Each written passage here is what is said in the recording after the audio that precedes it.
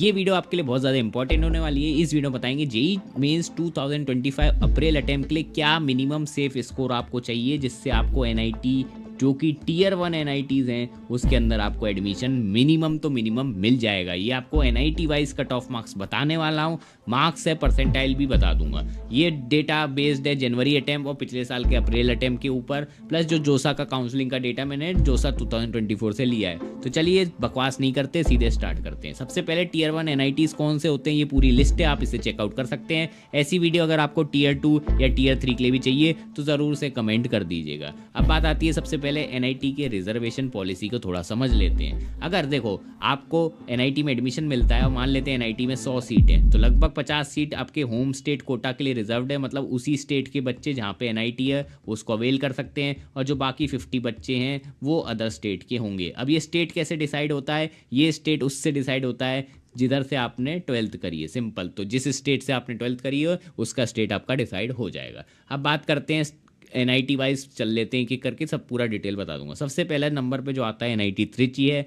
One of the best क्या best NIT मेरे हिसाब से एनआईटी त्रिची ही है। इसकी एनआईएफ रैंकिंग अगर आप देखोगे इंडिया इंजीनियरिंग कॉलेज में तो 9th के अराउंड है। इधर पिछली साल highest placement 80 lakh per annum का लगा था, और वहीं एवरेज पैकेज यहाँ पे लगभग 10 से 13 लाख मतलब सबका लग जाता है, तो अच्छा खासा प्लेसमेंट है। अब बात कर लेते हैं कट ऑफ की, तो भाई जनरल कैटेगरी के अगर आप स्टूडेंट हैं तो भैया 97.3 परसेंटाइल पे आपको मिल जाएगा, जिसके मार्क्स अगर आप देखोगे तो इसके अराउंड वेरी करता है 150 से 180। 150 अगर हार्ड शिफ्ट है तो इजी शिफ्ट है तो 180 के अराउंड। और वही अगर आप ईडब्ल्यूएस का देखोगे तो 95.8 है, ये देख लीजिए मार्क्स इसके ऐसे रहेंगे। वही SC/ST कैंडिडेट हो तो आपका 92.8 पे ही मामला इतने पे बन जाएगा। अब बात करते हैं सेकंड एनआईटी सूरतकल, जो कि अपने रेड्डी भाई की एनआईटी है और जहाँ पे आपको बीच भी मिल जाता है, तो ये भी काफ़ी अच्छा कॉलेज है। इसकी एनआईआरएफ रैंकिंग 17th है। यहाँ जो हाईएस्ट प्लेसमेंट लगा था 60 lakhs पर एनम लगा था। वही एवरेज प्लेसमेंट की बात करें तो 10 से 12 लाख पर एनम का अच्छा खासा प्लेसमेंट लग जाता है।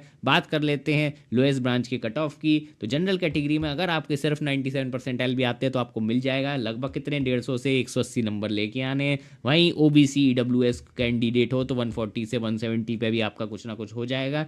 SC/ST के लिए 100 से 110 नंबर पे भी आपको इसमें एडमिशन मिलने वाला है। अब बात करते हैं एनआईटी वारंगल, जो कि 3rd नंबर पे आता है। एनआईटी वारंगल की एनआईआर रैंकिंग है 21st। इधर जो हाईएस्ट प्लेसमेंट लगा था 85 lakhs per annum, one of the highest लगा था एनआईटी वारंगल में। एवरेज प्लेसमेंट की बात करें तो 12 से 15 लाख का आपका मोटा मोटा एवरेज लगा था, जो वन ऑफ द हाईएस्ट है एनआईटीज़ में। और यहाँ पे लोएस्ट ब्रांच का कट ऑफ कितना है जनरल कैटेगरी में 96.9, तो इतने मार्क्स पे आपको मिल जाता है। ये आपकी हार्ड शिफ्ट और ये है इजी शिफ्ट। वही ओबीसी कैंडिडेट हो तो इस पे मिल जाएगा आपको इतने मार्क्स के रेंज के बीच।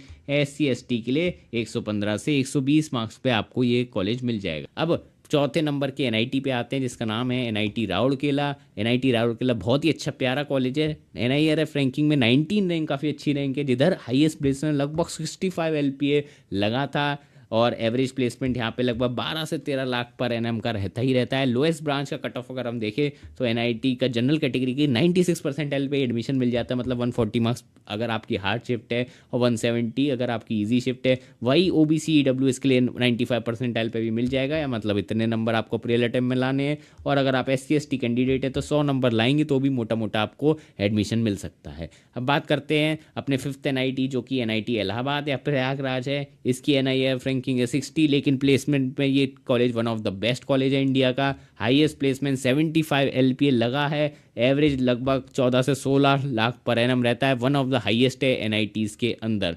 वही बात करते हैं लोएस्ट ब्रांच के कट ऑफ की। जनरल कैटेगरी में इतना जाता है, मतलब इतने मार्क्स पे आपका हो जाएगा, और अगर आपका ओबीसी कैंडिडेट या ईडब्ल्यूएस है तो आपका इतने में हो जाएगा। वही SC/ST के लिए लगभग 120 से 115 के रेंज में आपका रहता है मार्क्स।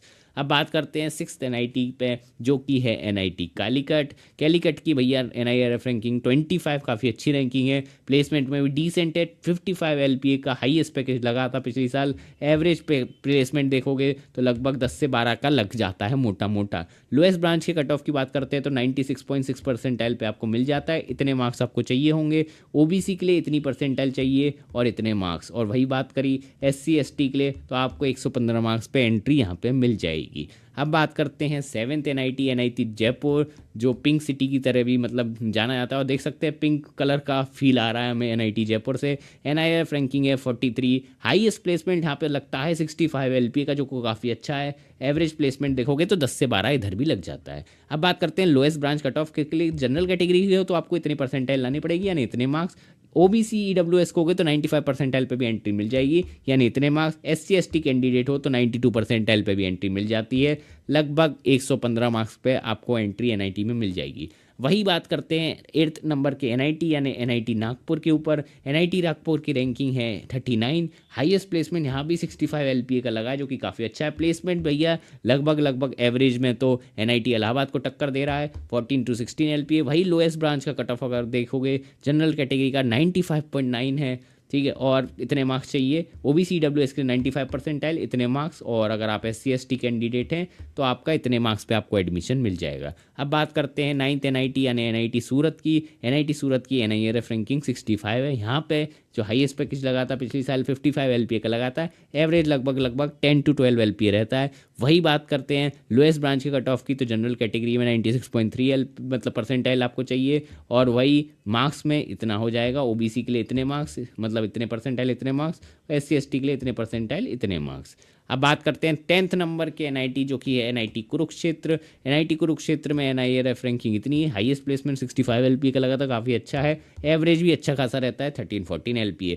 कट ऑफ जो सबसे लोएस्ट ब्रांच का था जनरल कैटेगरी में इतना था, इतने मार्क्स पे आपको मिल जाएगा। OBC EWS के कैंडिडेट होते इतने परसेंटाइल चाहिए और इतने मार्क्स। वही बात करें SC ST की तो इतना मामला रहने वाला है। अब बात करते हैं 11th यानी अपने NIT दुर्गापुर की, क्योंकि दुर्गापुर ऐसा होता है कई बार टॉप 10 में आ जाता है तो कोई टॉप 10 से बाहर चला जाता है, तो इसको भी अपन ने लगभग टॉप 10 ही मान लिया है, Tier 1। NIRF रैंकिंग 44 है, इसकी हाईएस्ट प्लेसमेंट लगभग 55 LPA है। एवरेज पैकेज की बात करोगे तो 10 से 12 लाख पर एनम आपको देखने को मिलेगा।